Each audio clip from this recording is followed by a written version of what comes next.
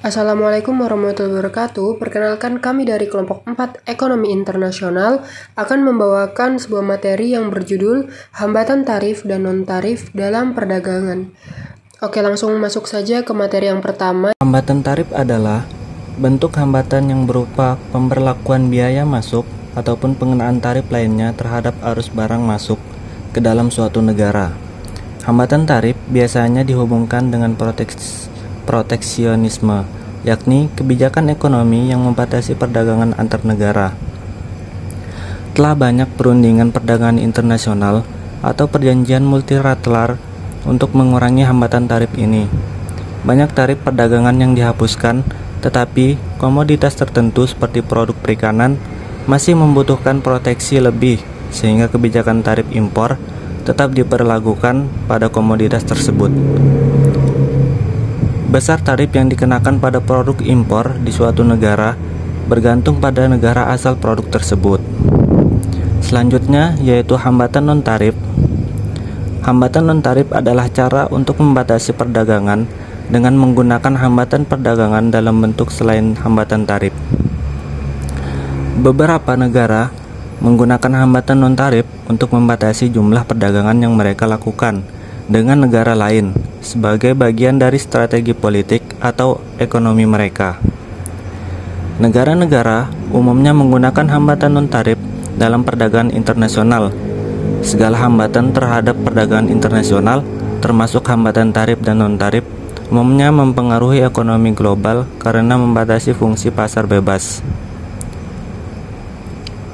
Hilangnya pendapatan yang mungkin dialami beberapa perusahaan akibat hambatan ini dapat dianggap sebagai kerugian ekonomi, terutama bagi para pendukung kapitalisme.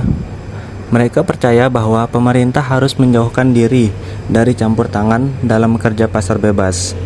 Negara-negara dapat menggunakan hambatan non-tarif sebagai pengganti atau bersamaan dengan hambatan tarif konvensional. Ini adalah pajak yang dibayarkan negara pengekspor kepada negara pengimpor untuk barang atau jasa. Selanjutnya yaitu adapun kebijakan tarif dan non-tarif dalam perdagangan internasional. Yang pertama, saya akan menjelaskan kebijakan tarif.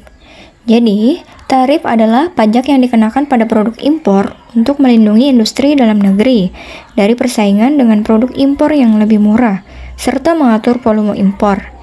Nah, tarif juga dapat meningkatkan pendapatan pemerintah. Contohnya itu, kebijakan tarif adalah bea masuk sebesar 10% atas impor produk elektronik. Kemudian ada kebijakan non-tarif, di mana kebijakan non-tarif ini adalah kebijakan selain tarif yang digunakan untuk mengatur perdagangan internasional. Nah, adapun contoh kebijakan non-tarif antara lain, yang pertama yaitu kuota impor, kemudian ada lisensi impor, kemudian ada sanitary and phytosanitary measure, dan ada technical barriers to trade. Kebijakan perdagangan internasional, kebijakan yang diterapkan oleh suatu negara untuk mengatur pergerakan barang dan jasa antar negara dikenal sebagai kebijakan perdagangan internasional.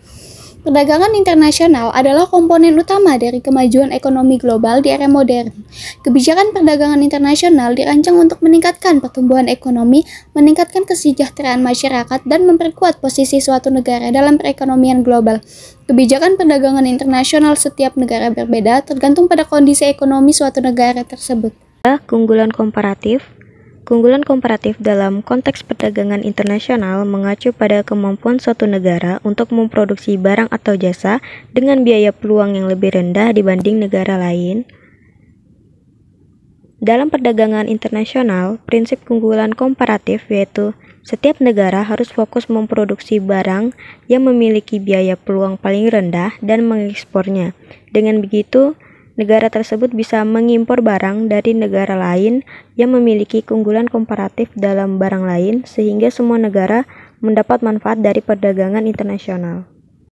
Selanjutnya, contoh keunggulan komparatif di Indonesia. Yang pertama ada kopi, karena Indonesia termasuk negara yang memiliki iklim tropis dan cocok untuk budidaya kopi. Alhasil Indonesia menjadi salah satu dari 5 negara terbesar penghasil kopi di dunia. Yang kedua ada minyak kelapa sawit, yang dimana Indonesia telah mengekspor setidaknya 29,3 juta ton minyak kelapa dan menjadi produsen minyak kelapa sawit terbesar di dunia pada tahun 2018. Yang ketiga ada karet, yang dimana Indonesia memiliki perkebunan karet yang luas sehingga menjadi penghasil karet alami dalam jumlah besar. Dan yang keempat ada kakao, yang dimana kakao ini merupakan komoditas unggul penghasil devisa ketiga terbesar di Indonesia. Dan yang kelima ada furnitur, yang dimana furnitur menjadi salah satu komoditas keunggulan Indonesia karena Indonesia memiliki alam dengan hutan yang luas. Selanjutnya ada faktor keunggulan komparatif. Yang pertama ada faktor produksi, yang dimana faktor produksi ini meliputi kualitas dan kuantitas. Misalnya ketersediaan alam sumber daya mineral bukanlah suatu hal yang bisa diubah oleh negara. Yang kedua ada nilai tukar, yang dimana contohnya mata uang dalam negeri yang mengalami depresiasi, berarti mata uang asing dapat membeli lebih banyak mata uang dalam negeri. Sehingga ekspor meningkat karena barang menjadi lebih murah dibandingkan negara lainnya. Yang ketiga ada hambatan perdagangan, yang dimana seperti subsidi dan pajak yang diterapkan pemerintah untuk menciptakan keunggulan komparatif buatan. Dan hasilnya ekspor menjadi lebih kompetitif dan tarifnya mencegah impor. Dan yang keempat ada inflasi, yang dimana kenaikan tingkat inflasi menyebabkan barang ekspor menjadi lebih mahal dan barang impor menjadi lebih murah. Oke, mungkin sekian penjelasan dari kelompok kami mengenai hambatan tarif dan non-tarif dalam perdagangan. Kurang lebihnya mohon dimaafkan. Terima kasih. Wassalamualaikum warahmatullahi wabarakatuh.